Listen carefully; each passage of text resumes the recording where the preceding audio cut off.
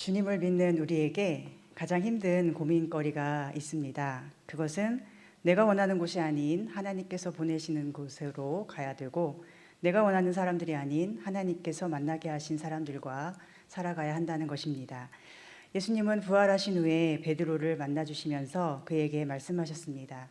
내가 진실로 진실로 내게 이르노니 내가 젊어서는 스스로 띠띠고 원하는 곳으로 다녔거니와 늙어서는 내 팔을 벌리리니 남이 내게 띠띠우고 원하지 아니하는 곳으로 데려가리라. 하나님을 잘 알지 못하고 하나님의 뜻도 잘 생각할 수 없는 시절에는 우리는 자기가 원하는 대로 가기를 좋아합니다. 자기가 원하는 대로 일이 이루어지지 않으면 무언가 잘못됐다고 생각하죠. 자신이 받아들여지지 않거나 자신을 대적하는 사람들이 많으면 많을수록 우리는 우리 인생에 뭔가 큰 문제가 생겼다고 생각하며 절망감에 휩싸이기가 쉽습니다. 예수님께서 베드로에게 이 말씀을 해주신 상황은 그가 예수님의 부활을 알고도 여전히 확신하지 못하여 물고기를 잡으러 간 때였지요. 그가 다시 생업을 위해서 물고기를 잡으러 간 것인지 아닌지는 확실하지 않지만 분명한 건 그가 복음을 전하러 간 것은 아니었다는 것입니다. 예수님이 기다리라고 하신 성령을 기다리려고 기도를 하고 있던 순간도 아니었습니다.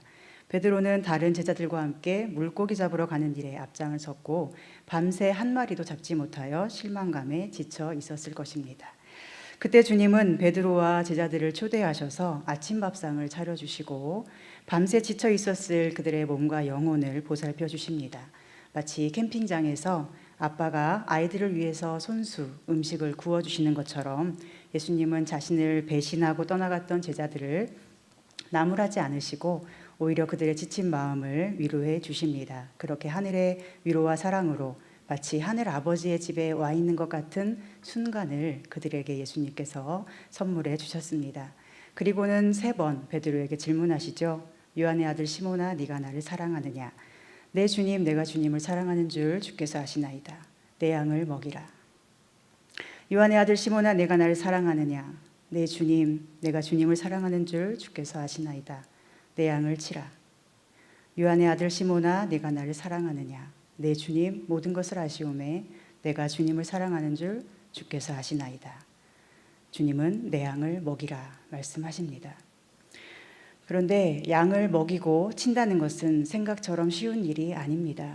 양들 중에는 순하고 말 잘 듣는 양도 간혹 있을 수 있지만 대부분은 고집이 세고 눈은 잘 안 보여서 어디로 갈지를 모르면서도 목자의 말은 안 듣는 양들이 대부분이기 때문입니다. 어쩌면 늑대의 탈을 쓴 양이 있을지도 모르고 또 양의 탈을 쓴 늑대가 섞여 있을 수도 있습니다. 그런 양들의 속에 목자로 존재하면서 그 양들을 먹인다는 것은 말처럼 쉬운 일이 아닙니다. 그것은 자신이 원하는 대로 사는 삶과는 정반대의 삶으로 나아가는 것인데 이것이 바로 2팔을 벌리고 남이 내게 띄워주는 대로 원치 않는 곳으로 끌려가는 것임을 주님은 베드로에게 그리고 주님을 따르는 모든 사람들에게 성경을 통하여 말씀하고 계십니다. 오늘 모세도 그런 목자와 같은 심정으로 애굽을 향해 나아갔습니다. 자신이 원하는 것이 아니었습니다.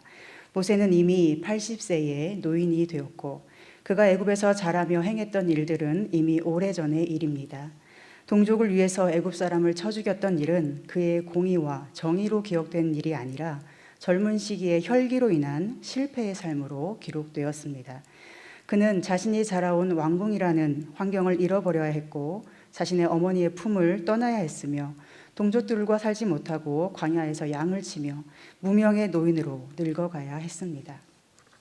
그런 모세에게 어느 날 하나님은 다가오시고 그를 불러 애굽으로 가라 하십니다. 이것은 그가 원하는 삶이 아니었습니다. 그래서 모세는 하나님의 나타나심과 부르심 앞에서 몇 번이나 거절을 하죠. 감히 어떻게 하나님의 명령을 거절할 수 있을까 생각할 수도 있지만 얼마나 모세 자신이 스스로 자신감이 없었으면 그렇게 할 수밖에 없었을까요? 하나님, 저는 아무것도 아닙니다. 제가 무엇이기에 애굽의 바로 앞에 나아갑니까? 제가 도대체 무슨 얼굴로 이스라엘 백성 앞에 설 수 있습니까? 저는 실패자입니다. 사람들은 제 말을 믿지 않을 것입니다. 하나님이 저를 만나주시고 하나님이 저에게 말씀하셨어도 사람들은 제 말을 전혀 듣지 않을 것입니다.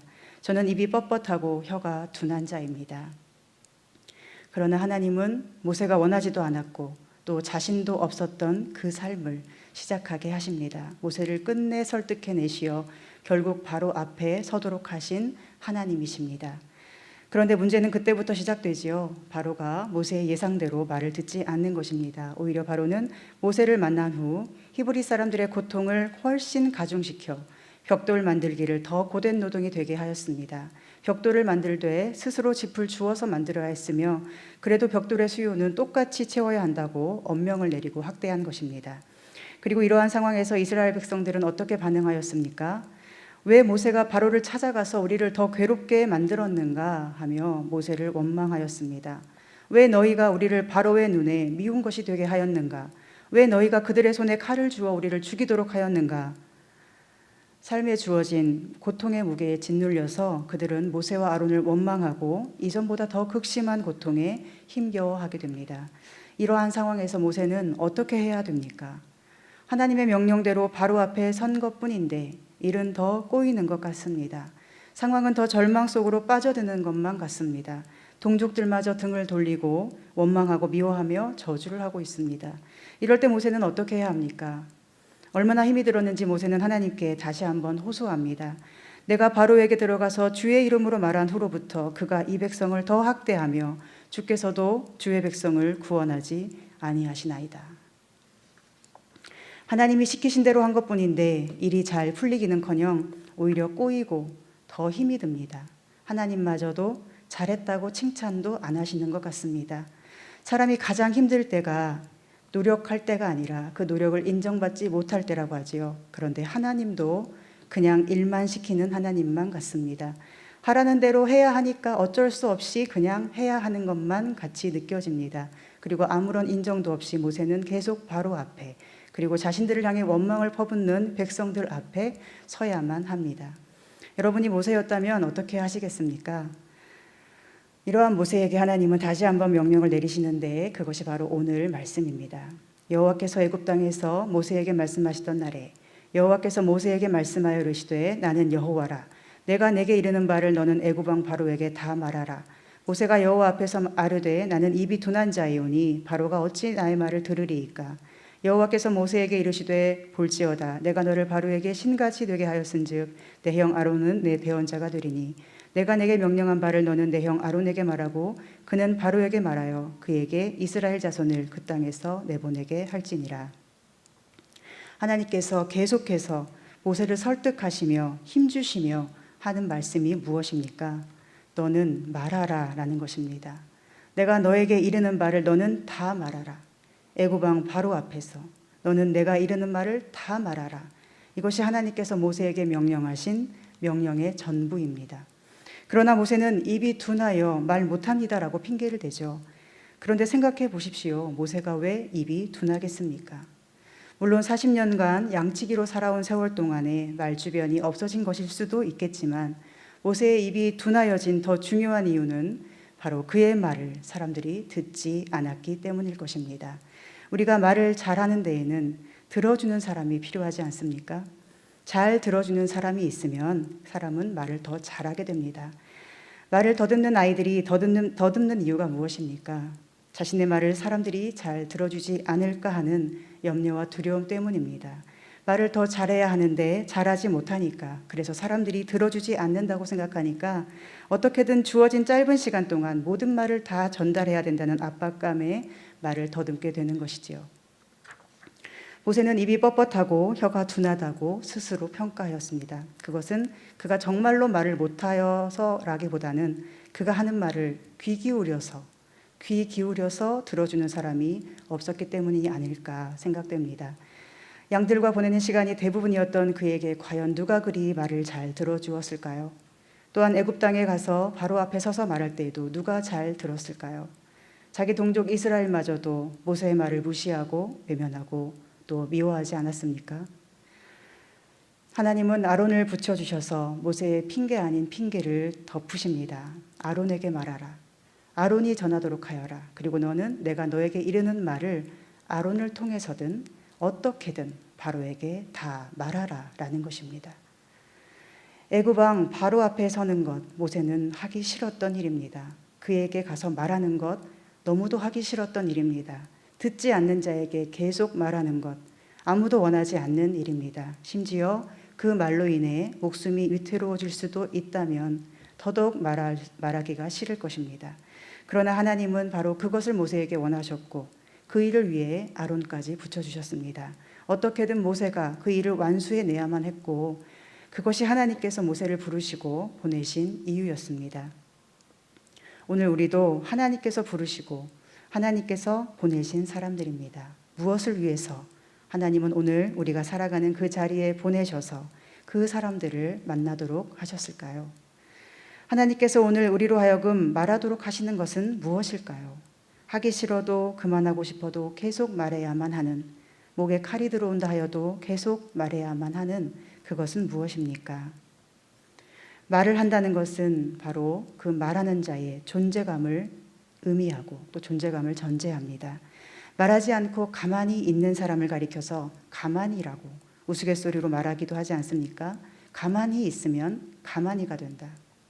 아무 말 하지 않는 사람은 사람들 속에서 존재감이 별로 없지요. 그래서 목소리 큰 사람의 주장에 사람들은 옳든 옳지 않든 이끌려가게 되고 아무 말 없는 사람들은 별로 자기 주장도 없는 것처럼 보이기가 쉽습니다.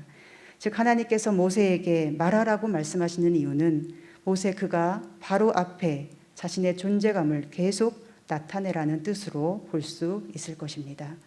그리고 그렇게 말하는 모세를 통하여 살아계시는 하나님, 전능하신 하나님의 위대한 능력을 바로에게 상기시키시며 하나님의 백성들을 내보내도록 강압하고 계시는 것이기도 하겠습니다. 그런데 말씀과는 별개로 당시에 실제로 목소리가 큰 사람은 누구였습니까? 모세의 목소리는 너무도 작아서 애굽의 권력자 바로 앞에 마치 개미처럼 작은 소리였을 것입니다. 바로의 말소리는 모세와는 비교할 수 없이 큰 소리여서 바로의 고집과 거센 말들 앞에 모세의 소리는 아무것도 아닌 그런 것이 될 수밖에 없는 소리였습니다. 바로의 모든 말은 곧 법이었고 그는 곧 신의 현현으로 추앙받는 존재였으며 바로가 하는 모든 말은 아무리 작게 속삭여도 천둥처럼 크게 들리는 애굽의 모든 것이었습니다. 이런 상황에서 하나님은 계속해서 모세에게 요구하십니다. 그래도 너는 말하라. 너의 소리가 개미처럼 들린다 하여도 천둥치는 상황에서 너의 소리가 묻힌다 하여도 너는 계속 말하라. 그것을 내가 원하고 내가 그 소리를 들리도록 할 것이다. 그리고 이 말씀대로 하나님은 10가지 재앙을 차례대로 내리심으로 모세의 목소리가 바로의 목소리보다 결코 작지 않은 것이었음을 보여주셨습니다. 오히려 모세의 목소리는 하나님의 대언자의 소리였으며 바로의 위에 있는 하나님의 것이었음을 하나님은 10가지 재앙을 통해 마침내 보여주고 마셨다는 것을 우리는 성경을 통해 알고 있습니다. 오늘 우리에게도 하나님께서 원하시는 것이 있는데 그것은 우리가 살아가는 삶의 자리가 어디든지 그곳에서 하나님의 목소리를 발하는 것입니다. 바로처럼 큰 소리 치는 사람들 앞에서도 무시하는 사람 앞에서도 이스라엘 백성들처럼 원망하는 사람 앞에서도 하나님이 원하시고 하나님이 하라고 하시는 말을 하는 것이 우리를 부르시고 보내신 하나님의 뜻입니다. 그런데 이것은 생각처럼 쉽지 않은 일입니다. 모세도 얼마나 바로 앞에서 피하고 싶었을까요? 처음에 바로를 찾아가 말했을 때 그는 완악하여 모세를 무시할 뿐 아니라 모세가 도우려던 이스라엘 사람들을 더 학대하였습니다. 또다시 찾아갔을 때 모세는 지팡이를 뱀으로 만드는 기적을 보여주며 말했지만 바로는 그 기적을 따라하면서 그의 말을 무시하였습니다. 또다시 찾아가 나일강을 피로 물들이는 기적을 보여주며 말했지만 그 말도 무시하고 바로는 자기도 그렇게 할 수 있다면서 더 완악해졌습니다. 그 후로 개구리, 이 파리, 가축의 죽음, 악성종기, 우박, 메뚜기, 흑암의 재앙까지 그리고 장자의 죽음이라는 절망스러운 재앙에 이르기까지 바로는 점점 더 순순하게 따른 것이 아니라 오히려 더 완강해지고 고집스러워졌습니다. 그의 목소리는 더 커졌고 더 소리쳐서 하나님을 거역하였습니다. 그리고 모세는 그의 완악함과 고집스러움, 그 큰 목소리를 계속해서 들어야만 했을 것입니다. 그러나 바로의 목소리가 아무리 거세고 커지게 되더라도 사실은 그 바로의 목소리는 하나님의 세계 속에서 들을 때 점점 작아지는 것일 뿐이었습니다. 모든 것을 가졌던 절대 권력자 바로의 목소리는 점점 작아져서 개미처럼 들리지 않게 되고, 모세 한 사람의 목소리는 점점 커져서 온 세계를 호령하는 하나님의 목소리로 변해갔습니다. 바로 이것이 모세를 부르시고 보내시어 자신의 뜻을 알리신 하나님의 구원 계획이자 하나님의 위대한 역사였습니다. 하나님은 이렇게 완악한 바로의 세계에 작고 연약한 하나님의 한 사람을 보내셔서 그분의 뜻을 이루십니다. 이스라엘 민족이 애굽 땅에서 노예로 고통당할 때 하나님이 선택하신 것은 모세 한 사람이었고, 스스로 실패자로 여기며 좌절감에 시달렸을 모세를 하나님은 가장 귀하고 크게 사용할 수 있는 분이셨습니다. 또한 하나님은 그 후에도 수많은 역사 속에서 이러한 방식으로 하나님의 뜻을 이루어 오셨습니다. 이스라엘 백성들이 가나안 땅에서 범죄하여 자기 소견에 옳은 대로 살기 시작할 때에 하나님은 사사를 보내셔서 사사를 통해 구원 역사를 이루지 않으셨습니까?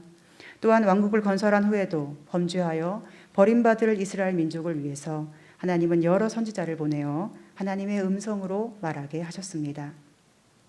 너는 말하여 이르라. 너는 아이라 하지 말고, 내가 너를 누구에게 보내든지 너는 가며 내가 내게 무엇을 명령하든지 너는 말할지니라.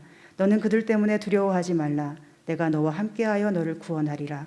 나 여호와의 말이니라. 보라, 내가 내 말을 내 입에 두었노라. 하나님께서 완악한 백성들 속에 살며 종일 눈물로 탄식해야 했던 예레미야에게 그를 보내면서 주신 말씀이었습니다. 인자야, 내가 너를 이스라엘 자손 곧 패역한 백성 나를 배반하는 자에게 보내노라. 이 자손은 얼굴이 뻔뻔하고 마음이 굳은 자니라. 내가 너를 그들에게 보내노니 너는 그들에게 이르기를 주 여호와의 말씀이 이러하시다 하라. 그들은 패역한 족속이라. 그들이 듣든지 아니 듣든지 그들 가운데에 선지자가 있음을 알지니라. 인자야, 너는 비록 가시와 찔레와 함께 있으며 전갈 가운데 거주할지라도 그들을 두려워하지 말고 그들의 말을 두려워하지 말지어다. 그들은 패역한 족속이라도 그 말을 두려워하지 말며 그 얼굴을 무서워하지 말지어다. 그들은 심히 패역한 자라. 그들이 듣든지 아니 듣든지 너는 내 말로 고할지어다. 이것은 패역한 족속 이스라엘을 향하여 에스겔을 보내시며 하나님께서 에스겔에게 주신 말씀이었습니다. 사랑하는 여러분, 우리가 살아가는 세상 속에서 우리는 때로 왜 이런 사람들에게 이런 말을 해야 하는가 고민이 될 수 있습니다. 하나님은 왜 나를 이런 곳에 보내셨는지, 언제까지 이 보람도 없는 일을 계속 해야 하는지 원망스러움이 몰려올 수도 있을 것입니다. 때로는 그만하고 싶을 수도 있고 아무 의미 없이 여겨질 수 있고 다 포기하고 더는 안 하고 싶을 수도 있습니다. 그럴 때마다 우리가 기억해야 할 것은 무엇입니까? 우리는 하나님의 부르심을 받은 자들이며 하나님이 보내시는 곳에 가야 하며 하나님께서 말하라고 하신 것을 말해야 하는 존재라는 것입니다. 예레미야가 슬픔과 눈물과 탄식 속에서도 그 삶의 자리를 벗어나지 않고 구덩이에 던져져 죽을 위기 속에서도 끝까지 하나님이 하라고 하신 말을 하였던 것처럼 우리도 우리가 거하는 삶의 자리가 슬픔과 눈물과 탄식뿐인 고통의 현장일지라도 그곳을 속히 떠나 내가 원하는 곳으로 가고 싶을지라도 하나님께서 머물라 하신 그곳에 머물라 하신 순간까지 머물러야 한다는 것입니다. 에스겔은 포로된 백성들이 살아가는 마른 뼈 골짜기 같은 죽음의 자리에서 패역한 족속 앞에 살아가면서 심지어 그들의 고통을 표현하기 위해 자기 아내를 잃어버린 슬픔조차 가슴에 묻어두고 눈물을 삼켜야 하지 않았습니까? 에스겔이 원하는 대로 하지 않고 원하는 대로 할 수 없이 하나님이 보내신 그 자리에서 묵묵히 살아가며 하나님이 전하라는 말을 끝까지 전한 이유가 무엇입니까? 아내를 잃는 그 슬픔보다 하나님을 잃어버리는 고통이 더 크다는 것을 알았기 때문입니다. 하나님이 자신을 부르시고 보내신 목적대로 살지 않는 것이 세상의 전부를 잃어버리는 것보다 더 두려운 것임을 알았기 때문에 삶의 극심한 고통 속에서도 하나님을 저버리지 않고 그분의 말씀을 생명과 같이 소중히 여겼던 것입니다. 우리가 속지 말아야 할 가장 큰 유혹은 바로 고통은 하나님의 사랑이 아니다라는 착각입니다. 고통스러운 상황 속에서 내가 원치 않는 상황을 맞닥뜨려야 할 때마다 우리는 기억해야 합니다. 고통은 하나님의 사랑이 끊어진 순간이 아니라 오히려 하나님께 더 가까이 나아갈 수 있는 절호의 기회라는 것을 말입니다. 요셉이 지하 감옥에 갇혔을 때 그는 그 자리에서 뭔가를 잘 해내거나 어떤 재주를 부린 것이 아니라 그저 하나님의 사람으로 존재하였습니다.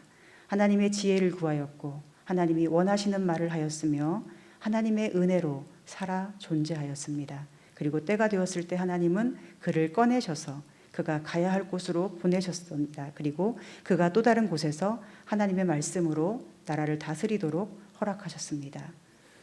또한 다니엘이 사자굴에 던져졌을 때 그는 그 자리에서 도망칠 수 없었습니다. 우리는 사자굴에 아예 들어가지 않도록 미리 막아주실 하나님을 기대하지만 다니엘은 사자굴에 들어갔다는 것을 우리는 기억해야 합니다.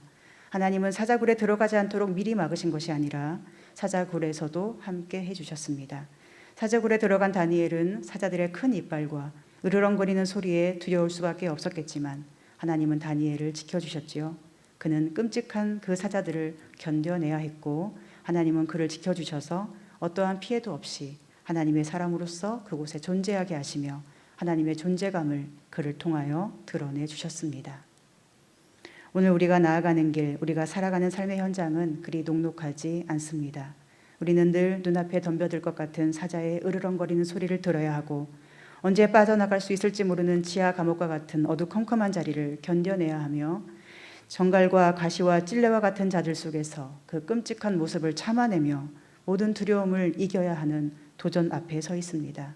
그 모든 상황에서 우리가 그것을 해낼 수 있는 비결은 무엇일까요?